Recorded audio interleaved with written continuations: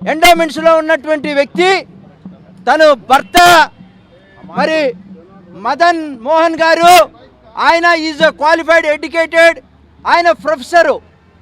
ఆ కుటుంబాన్ని మొత్తాన్ని రోడ్డు మీద పడేసి వాళ్ళ కుటుంబ ఆత్మగౌరవం లేకుండా గిరిజన మహిళ అని చెప్పి ఆయన విజయసాయి రెడ్డి గారు తన అధికార బలంతో, మంద బలంతో జగన్మోహన్ రెడ్డి గారితో అవినీతి అక్రమాలు చేసి A2గా ఉండి దాదాపు 17 కేసుల్లో 16 నెలలు చిప్పకూడి తిని కూడా మార్పు రానటువంటి వ్యక్తి విశాఖపట్నాన్ని కేంద్రంగా పెట్టుకొని ఒక సుభాష్ రెడ్డి అనేటువంటి వ్యక్తిని, అతను ఏంటో తెలుసా, హైకోర్టులో ఏపీపీగా రెవెన్యూ ల్యాండ్స్కి సంబంధించినటువంటి చూస్తూ జగన్మోహన్ రెడ్డి గారి బినామీగా, విజయసాయి రెడ్డి బినామీగా ఉన్నటువంటి వ్యక్తిని ఈ యొక్క ల్యాండ్ రెవెన్యూకి సంబంధించినటువంటి దేవాదాయ భూములకు సంబంధించినటువంటి అంశాల్లో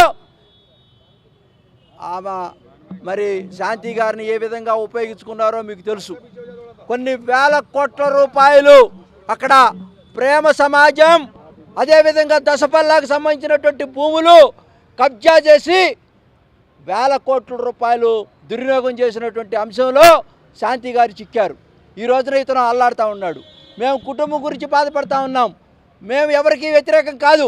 ఈ రోజున ఈ జగన్మోహన్ రెడ్డి గారు అవినీతి చేసి అక్రమాల్లో ఉండి అందరూ కూడా 16 నెలలు జైల్లో ఉండి, ఈ రోజున మేము జగన్మోహన్ రెడ్డి గారిని అడుగుతూ ఉన్నాం ఇక్కడికి వచ్చి ఢిల్లీలో.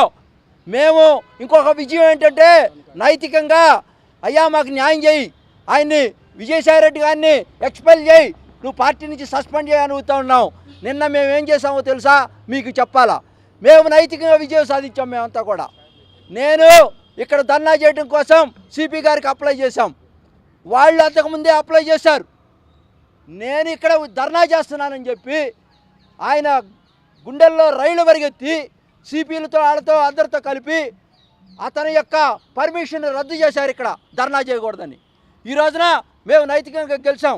అయినా ప్రజాభిష్టం వ్యతిరేకంగా, ప్రభుత్వాలకు వ్యతిరేకంగా చట్టాలను తన చేతిలోకి తీసుకొని తన మద బలంతో ఆర్థిక ఉగ్రవాదిగా, అరాచక శక్తిగా, మరి పెత్తందారీ వ్యవస్థతో ఈ రోజున అక్కడ ఉద్యమం చేస్తూ ఉన్నాడు.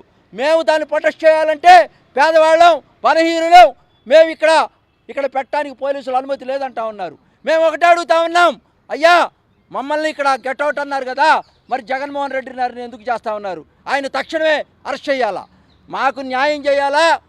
తొందరలోనే ఈ యొక్క ఉద్యమాన్ని తీవ్ర రూపం దాలుస్తాం. ఆంధ్రప్రదేశ్లో చంద్రబాబు నాయుడు గారు బ్రహ్మాండమైనటువంటి పరిపాలన చేస్తూ ఉంటే ఇక్కడికి వచ్చి ముసలి కన్నీరు గారుస్తున్నాడు జగన్మోహన్ రెడ్డి గారు. ఆ రాష్ట్రంలో ఏదో జరిగిపోతుందని చెప్పి నువ్వు నీ బాబాయిని చంపినప్పుడు ఏమన్నా చేసావా ఈ ధర్నాలు ఇక్కడికి వచ్చి ఢిల్లీలో అని నేను ప్రశ్నిస్తూ ఉన్నాను. నిన్ను మేము రాజకీయంగా కాదు, మేము సంఘాలుగా మా గిరిజన అమ్మాయికి, మా గిరిజన అబ్బాయి ముద్దు బిడ్డలు కుటుంబం అంతా కూడా నాశనం అయిపోయింది. మేము తప్పకుండా ఈ ఉద్యమాన్ని ముందుకు తీసుకెళ్తాం. ఢిల్లీలో ఈ రోజున అన్ని ఛానల్స్ చూస్తూ ఉన్నాయి. హస్తినాలో మేము అటాక్ చేస్తూ ఉంటే జగన్మోహన్ రెడ్డి గారు జనాలను పిలిపించుకున్నారు. నిన్న మేము చెప్పాం విజయవాడలో, ఖబర్దార్ మేము వస్తున్నాం, బుల్డోజ్ చేస్తాం, ప్రజాస్వామ్యంగా నిన్ను ముట్టడి చేస్తాం, నీ సంగతి తేలుస్తామని కూడా చెప్పాం. తప్పకుండా మాకు న్యాయం జరగాల. న్యాయం జరిగే వరకు మేము ఇక్కడ పోరాటం చేస్తాం. అన్ని సంఘాలు వచ్చాం, తప్పకుండా దీన్ని ముందుకు తీసుకెళ్తాం.